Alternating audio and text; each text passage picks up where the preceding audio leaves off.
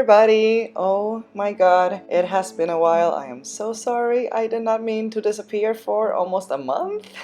But I don't know, it's like I wrote on my Instagram story yesterday. One of those months that suddenly just blink and it's gone, and well, almost gone. I can't believe it's almost August. What happened to this month? But now we're here, and I am excited to do this journal with me, and not only journal with me, but also I'm excited to leave this video real time because I realized I have never actually done that. I always speed them up, and sometimes I enjoy seeing the actual time that it took someone to do something, and also it's a bit more relaxing because it's not the hands aren't moving at top speed as they usually are when you speed up a video. So I figured because this video turned out to be a bit short, it was a perfect one to leave as it is. I did cut certain parts where I wasn't doing anything in the frame so that there's no boring nothing happening moments.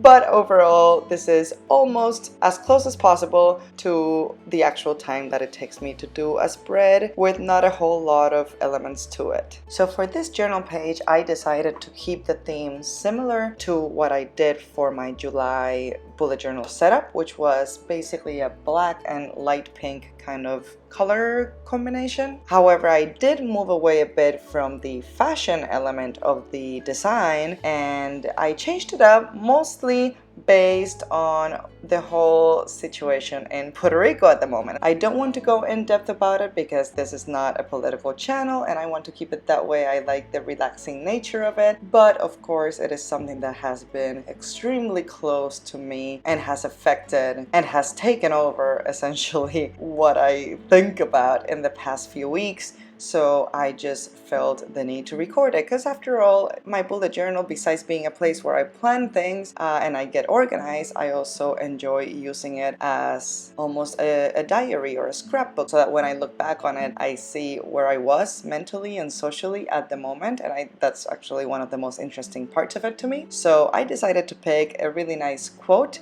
You will see it further on in the video when I'm doing the calligraphy. It's in Spanish though, so in English it translates to "They wanted to bury us, but they didn't know we were seeds," which I think is a really beautiful quote when referring to the oppression of any social group or community. So it is not only something that applies to the Puerto Rico situation, but overall really to any situation in a lot of countries in the world right now. So with that, I decided to go back to my botanical themed stickers because that had more to do with the quote than the fashion stickers that I was using in the bullet journal plan with me, and I do really like the choice of that. What I didn't like so much is how the stamp turned out. The one that I was using in the beginning of this video, I expected it, or I was hoping for it to look bigger or just take over more of the page, and it didn't. So I did end up eventually fixing that with some washi tape, which you'll see, because I thought it looked a little empty in that corner. But as of life, everything has been good lately. I am almost done with the current theater project that I've been working on, and I am already really looking forward to starting a new one, which is coming up later in August. I am also finally going to New Orleans in the second week of August. I think I mentioned this in a previous video that I was going, so you can definitely expect sometime in mid-August there's going to be one or maybe two New Orleans themed videos. I'm thinking two because I will definitely go to Papier Plume, which for those of you who don't know yet, you need to look them up. They are this wonderful stationery and pen store based in New Orleans. They have a website and they do ship, so I've already gotten things from them that I've ordered to have them shipped to Chicago, but I haven't actually been in the store because I've never been to New Orleans. So I'm very excited to check them out, and I will probably do a whole video of whatever I get there. And then I would also, of course, as I usually do when I travel, do a journal with me based on the ephemera or little things here and there that I get while I'm there. While we're talking about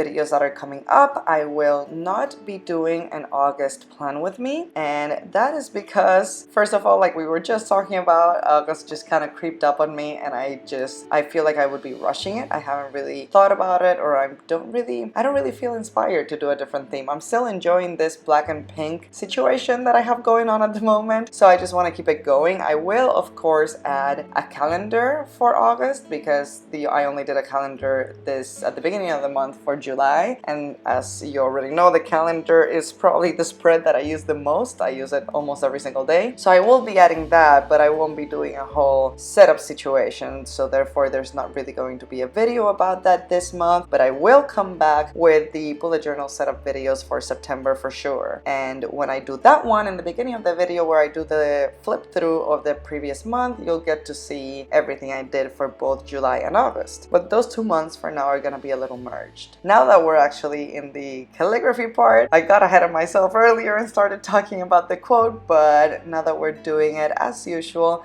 I am using the manuscript Leonard nib, calligraphy nib in a 1.5, and then for the ink, I am using the Ziller ink in mauve pink, which is the same one that I used for the plan with me earlier this month, which I'll put it in the cards in case you haven't checked it out yet. It is a beautiful color, but it is a very, very thick ink, so it's a little tricky to work with. It is waterproof, which is nice, but overall, it's not I wouldn't call it the most well-behaved ink out there. I am sure it is better with a flex nib because you want a thicker ink for flex nib, but it's not the easiest to work with, to be honest, with a stub nib for medieval styles of calligraphy. But I love the color. I have quite a few of the rings actually. I have about 4 or so, 3 or 4, and the colors are stunning. They're just consistently beautiful. They're all waterproof, so I'm probably gonna keep getting these inks. They're really enjoyable. I get them from Anderson Pens on their online store. If you live in Chicago, I know that there's an Anderson Pens here downtown, which I do go to very often and I love, but they don't carry the dip pen related items. They're all focused on fountain pens and notebooks. So these I get on the online Anderson Pen store. Also, actually, I remember I did get my first Ziller ink in DC. There's this stationery store called Penny Post. It is in the Alexandria neighborhood, and it is just such a beautiful store. They have so many beautiful things. It's just one of those places where you could just spend half a paycheck easily, but I controlled myself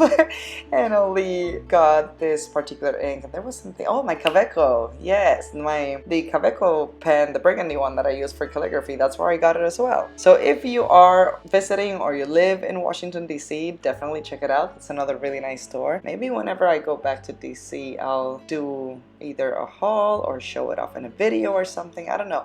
I like promoting local stationery stores because it's just so easy to get things online. And yeah, I buy online all the time from Anderson Pens and Goulet Pens, but there's just something so satisfying about actually being there and that just immediate gratification of holding an item and buying it right then and there and being able to try it out and talking to the person in real time who is working there and selling you the item and helping you out to pick. It's just really nice, and I actually, every time I travel, I immediately look for stationery stores wherever I am because it's just always a nice time. It's always a good time. I always end up having good conversations with whoever works there, and it's really enjoyable.